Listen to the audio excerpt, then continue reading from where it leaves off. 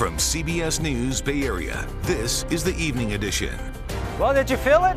Far Northern California just beginning the cleanup process after a powerful magnitude 7.0 quake that prompted a brief tsunami warning here in the Bay Area. Here's a look at some of the damage in Humboldt County.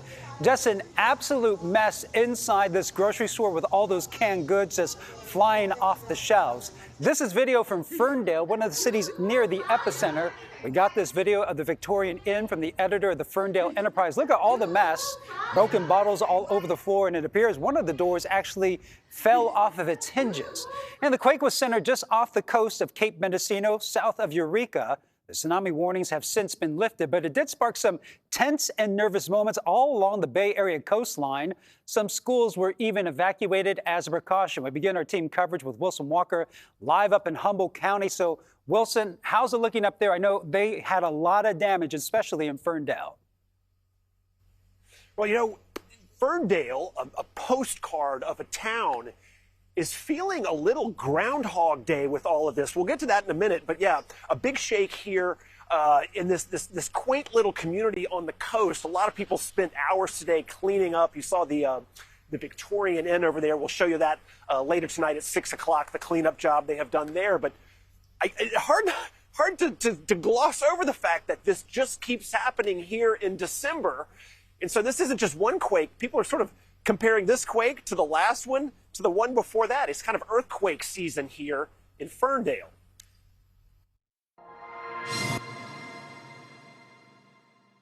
But what was really scary was I was looking up at the ceiling and it was like made of jelly. Like it was, yeah. And then when I finally came to, I saw those tiles on the floor. And honestly, I didn't remember that they were there. I thought they came from the ceiling. Raina was working at the farmer's daughter when the quake struck. You can see her there. And watch as the shaking doesn't so much start with a jolt, but accelerate. And by the time it was all over, yes, there was a mess. Oh, yeah. Well, the floor was covered in glass, covered.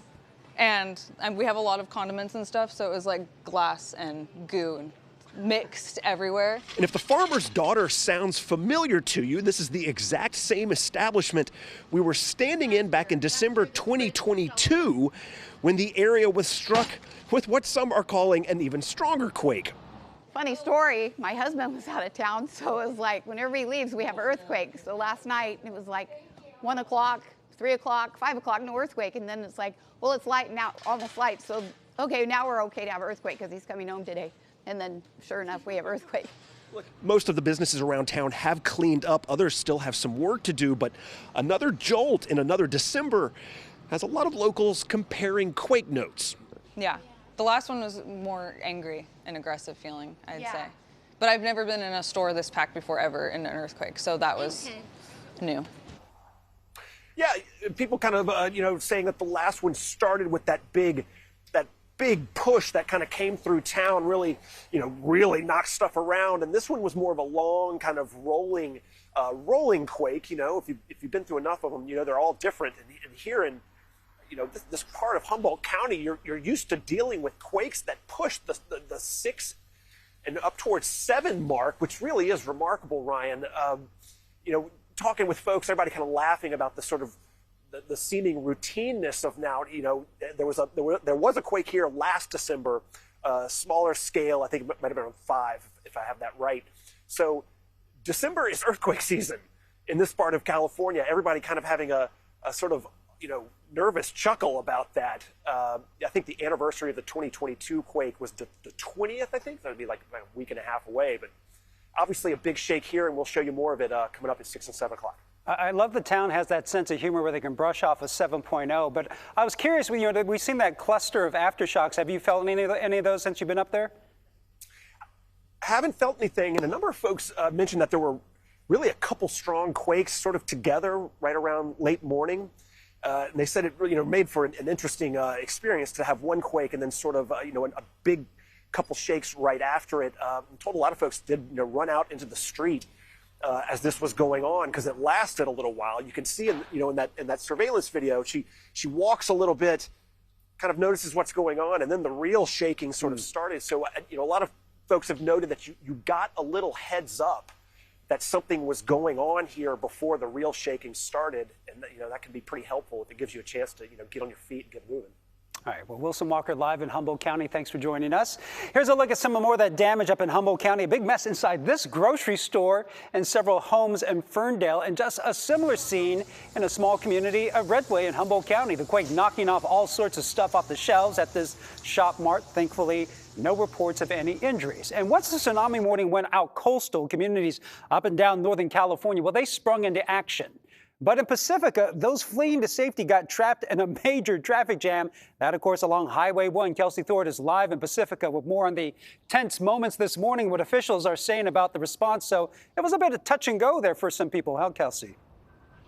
Hey, Ryan. Yeah, you can see here behind me, there are a lot of people out here tonight just kind of taking in the coast. It's a much different scene here, much more calmer than it was this morning, where there was scenes of sometimes chaos and frantic people trying to evacuate when they thought there was a potential tsunami coming this way.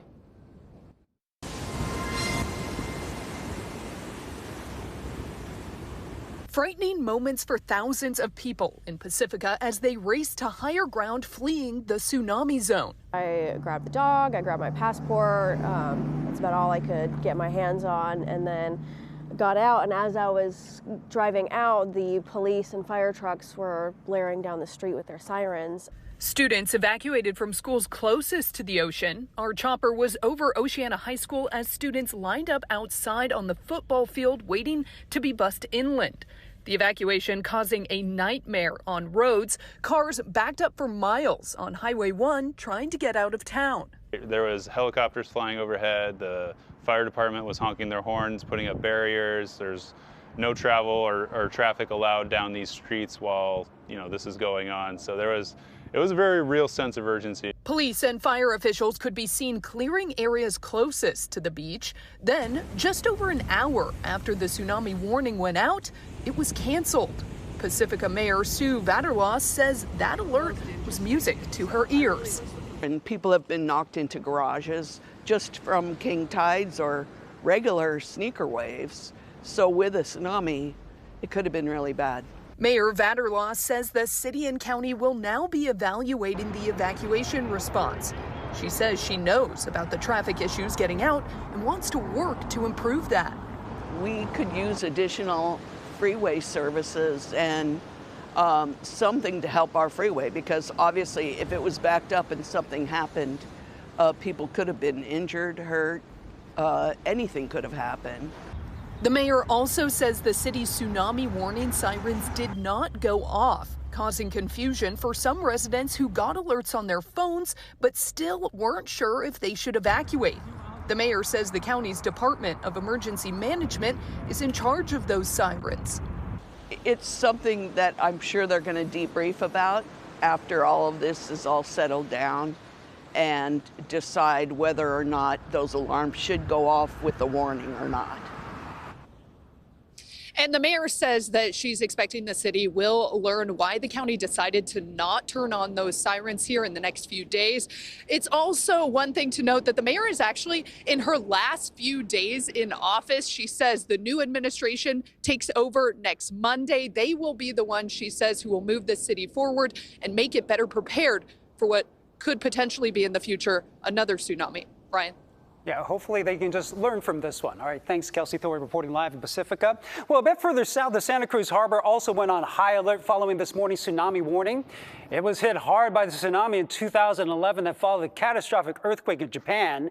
Back then, harbor officials struggled to control crowds of onlookers who turned out for that spectacle. But today, locals say the docks were cleared in an orderly manner, and we'll hear more about the lessons learned there coming up at 6. And we've seen a number of aftershocks in the wake of this morning's quake, the largest so far of 4.3. Our Brian Hackney joins us with a closer look at the fault that triggered this seismic activity. Yeah, hey, Ryan. Remember, by the way, first of all, this was not a magnitude 7 in Ferndale. This is 60 miles away from Ferndale, so it was a distant quake even from them. It's a big quake, but it's a big quake for the fish, and it's a moderate quake for Ferndale. That's why buildings didn't come down and you see things off shelves. The fault that triggered this particular quake, an extension of the one that triggers so many quakes here in California, the San Andreas. Yeah. In the Bay Area, you could stand on the San Andreas and straddle it. But up where today's quake happened, things get complicated. First, the general site of the quake, Cape Mendocino, is a hatchery of the most abundant large earthquakes anywhere in California. The earthquake this morning appears to have occurred on the Mendocino fracture zone. It's a strike-slip fault, just like the San Andreas, that sits offshore of Humboldt County. It's where the San Andreas smashes into 3 major tectonic plates near Cape Mendocino. No wonder nearby Ferndale is hammered constantly. The largest in the area in recent memory was 1992. This part of California is about the most productive part of the state in terms of earthquakes. Today's quake hit on an extension of the San Andreas fault, so it was strike-slip. That sort of faulting doesn't produce tsunamis. So I guess they issued the warning before they knew the mechanism that triggered the quake. Yeah, agencies tend to go for speed to get warnings out to people, and information from events like this take a while to arrive and to be processed. It is jam-packed with cars right now, and getting fuller and fuller. It was a fairly big never mind, but caution is always a good response. Aftershocks continue to roll in at a rapid rate. And aftershock sequences from an earthquake of this magnitude can last for months or even years. And none of the faults in the Bay Area should be triggered by today's North Coast quake. But can you ever really relax? Well, we live here in earthquake country. There's always the possibility for large earthquakes. Today's on the Mendocino Triple Junction, faults up in Northern California don't inherently portend anything significant elsewhere in the state or on other parts of the state's fault system.